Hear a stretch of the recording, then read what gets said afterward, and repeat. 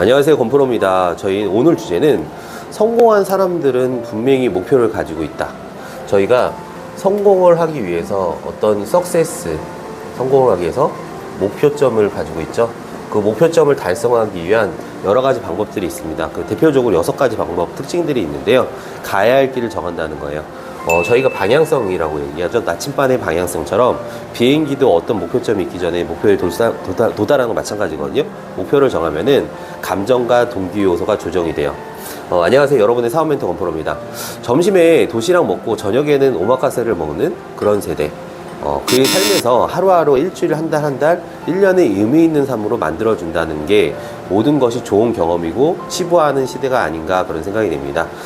경험이 좋다고 얘기는 하지만은 그 경험이라는 게 하나가 빠져 있습니다. 예를 들어서 어떤 휴가에는 항상 호캉스를 가야 되고 언제부턴가 아이패드, 맥북이 아니면은 이 연주기로 최신 폰의 호텔 뷔페, 호캉스, 해외여행 선택이 아닌 필수처럼 누군가가 다 해보는 것들이 그런 건지가 아니죠.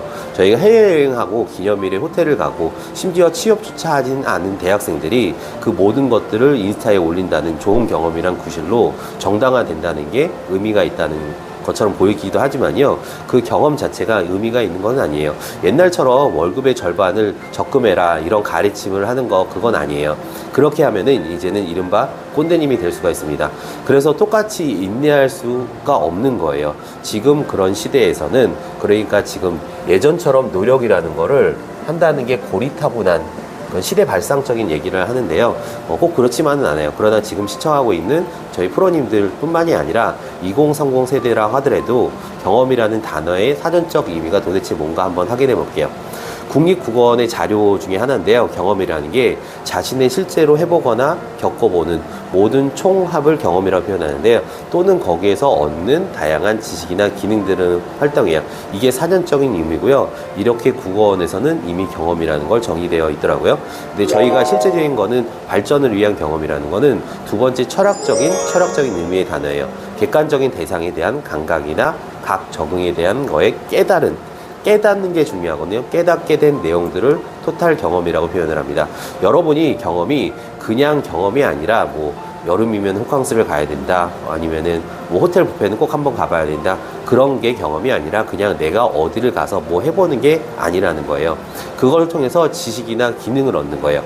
당연히 겪어보는 게 1차원적이죠. 지식이나 경험, 기능이요.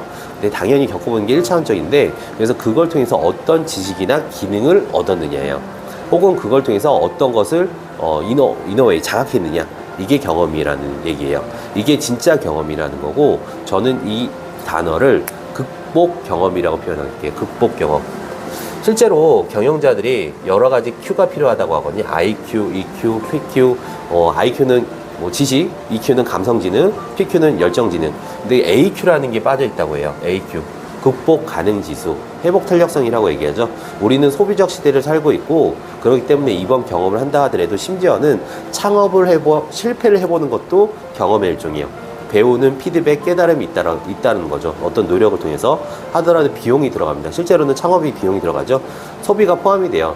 돈 없이 경험해 볼 수 있는 것이 극히 제한적이에요. 굉장히 적어요. 소비 경험이 무조건 가치 있는 것이 아닙니다. 목표를 달성하기 위한 그 경험, 그 노력한 경험이 가치가 있다는 걸 말씀드리고 싶어요.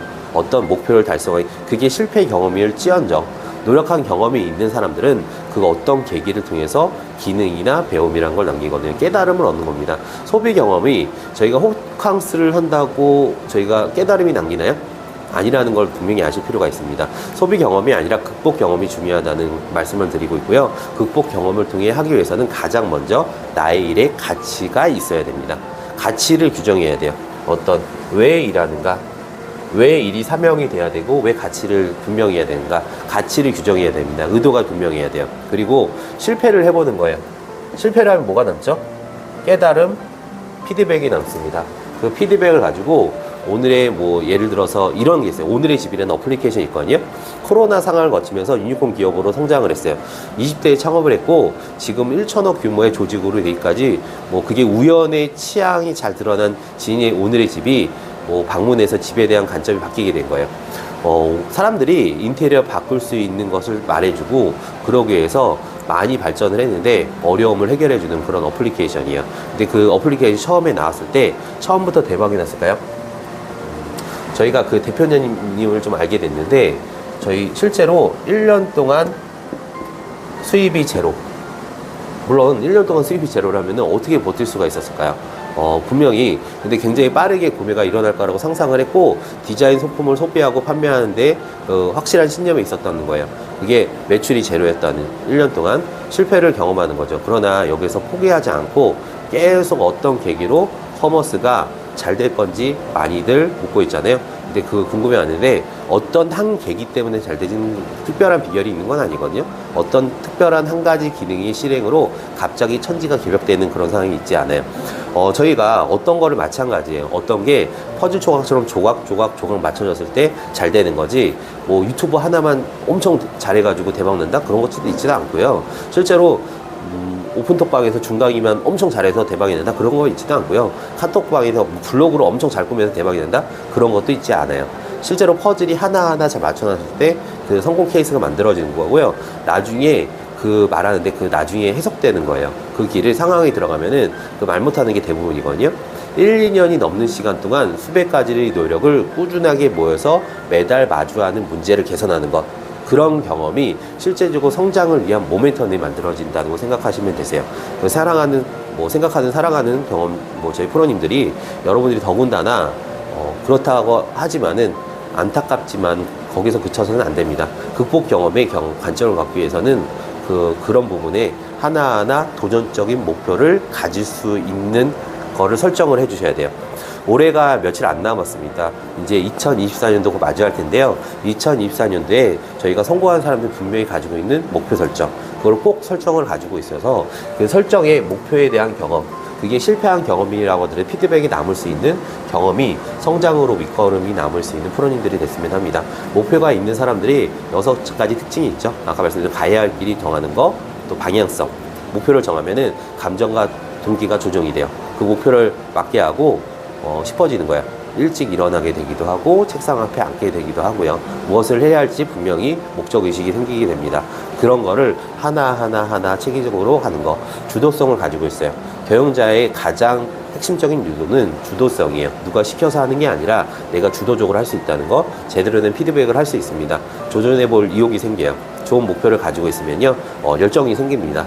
그런 부분에서 그런 경험이 하나하나 쌓여났을 때 성장을 하는 거고, 성공이라는 저희가 뭐 오마카세를 간다 그런 경험이 아니라요.